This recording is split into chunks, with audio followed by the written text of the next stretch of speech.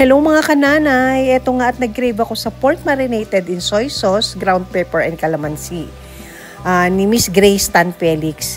Kaya na-inspired ako to get back to my cooking vlog kasi natatandaan ko noon nung pandemic, dami-dami kong niluto, halos araw-araw ako nagluluto. Hindi ko siya na-vlog. Ang dami-dami kong nasayang na... Pero may mga na-video ko, hindi ko lang na-i-post. Yun. Ang dami araw-araw alas ako nagluluto. So, ito nga, ginigisa ko na yung sibuyas bawang. Actually, sana pansin nyo, inuna ko yung sibuyas kasi ganun ang technique ko. Kasi feeling ko, kailangan mas maunang ma-dry yung sibuyas. So, ito nga, pinatong ko na yung minarinate na pork. So, ginigisa ko lang siya, sinusote ko lang siya dyan.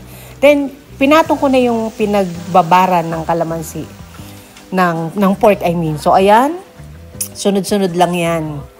Actually, ayan po, nilagyan ko na lang siya ng tubig. Hindi ko siya nilagyan ng sugar, kagaya ng ginawa ni Miss Tan Felix, ni Mrs. Tan Felix. Tsaka hindi ko po siya nilagyan na rin ng kalamansi kasi feeling ko, yung pagkaasim ng pagkababad ko ay maasim na.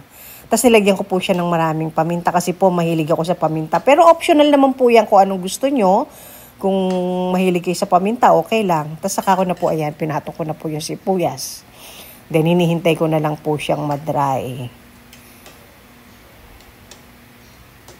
Ayan po. As you can see, ayan, hinihintay ko lang din siyang maano yung sibuyas ng konti. Maluto. So, ayan na po. Masarap siya.